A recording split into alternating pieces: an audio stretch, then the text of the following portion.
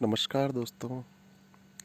आज हम बात करेंगे एक छोटी सी मगर बहुत ही महत्वपूर्ण विषय पर। विषय है संगत का असर। आपने और हम सब ने ये शब्द कई बार सुना है कि हमेशा अपनी संगत का ध्यान रखो। कैसे लोगों के साथ आपका उठना बैठना है, कैसे लोगों के साथ आप रहते हैं, आपके मित्र कैसे हैं, आपके रिश्तेदार कैसे हैं, किन लोगों के साथ अपने आप कार्यक्षेत्र में काम करते हैं। इस चीज़ का हमेशा ख्याल रखना चाहिए। यानी कि कुल मिला के हमें ये कहा जाता है कि हमें संगत का ध्यान रखना चाहिए।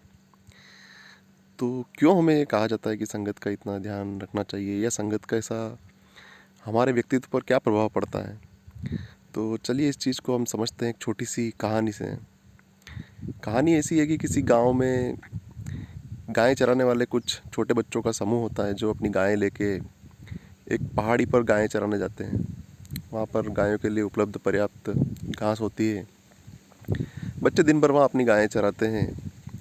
तो जब कभी उन बच्चों के बीच कुछ विवाद हो जाता है या कुछ भी बच्चे आपस में झगड़ा हो जाता है, तो कहते हैं कि उन्हीं बच्चों में से एक बच्चा जो है वो एक शिला के ऊपर बैठकर उस झगड़े को सुलझाता था या उनके विवाद का हल करता था।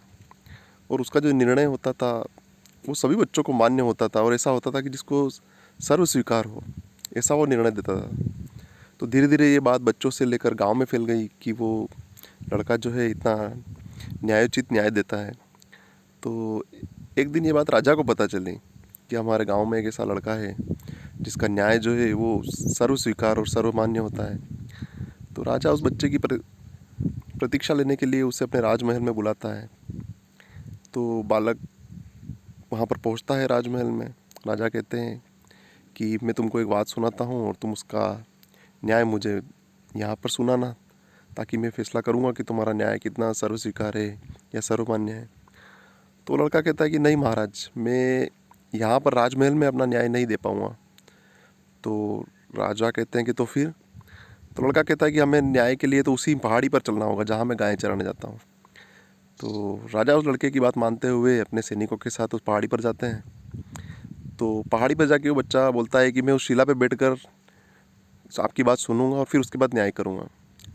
तो राजा कहते हैं ठीक है। तो राजा उस बच्चे को अपना जो भी एक वाद रहता है, उस वाद विवाद की पूरी कहानी बच्चे को सुनाते हैं और उससे बोलते हैं कि अब तुम न्याय करो।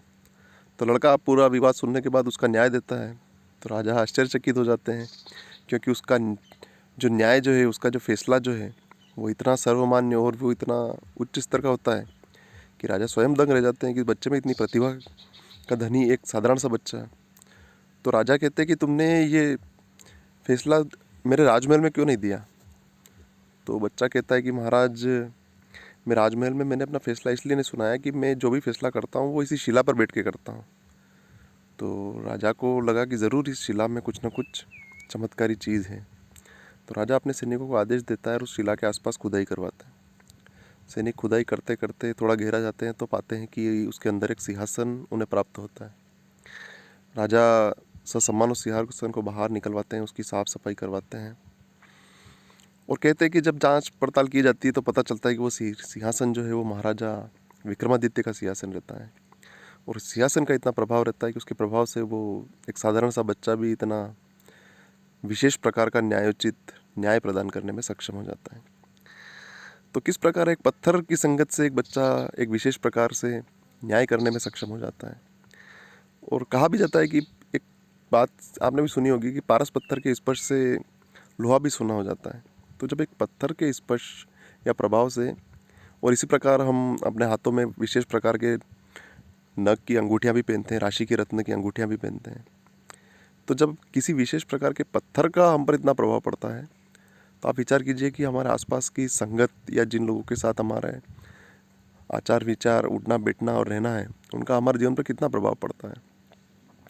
तो इसीलिए हमेशा हम कहा जाता है कि अपनी संगत का ध्यान रखिए, क्योंकि व्यक्ति पर उसकी संगत का असर ज़रूर पड़ता है।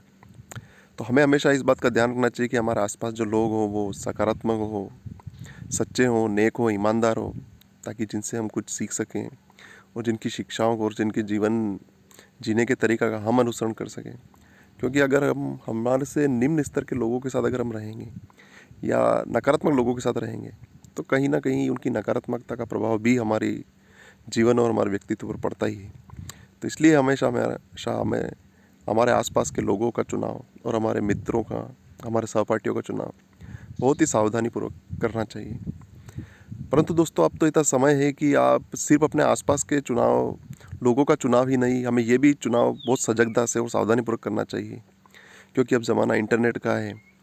तो आप भी हमेशा, सोशल मीडिया है, यूट्यूब है, फेसबुक है, इंस्टाग्राम है, तो हमें तो अब इस बात का भी ध्यान रखना चाहिए कि हम किस तरह की इन्फॉर्मेशन हम ग्रहण कर रहे हैं, किस तरह की सूचनाओं को हम अपने अंदर आने दे रहे हैं, क्योंकि सूचनाओं का भी हम पर प्रभाव पड़ता है। अगर हम नकारात्मक तरह की या हिंसक चीज़ें देखते हैं तो उनका हम तक पूरा प्रभाव पड़ता है। तो इसलिए हमें उसका बात का पूरा ध्यान रखना चाहिए। दोस्तों, अगर आपको मेरी कहानी अच्छी लगी हो तो वीडियो को लाइक एंड सब्सक्राइब करें। धन्यवाद। Thank you.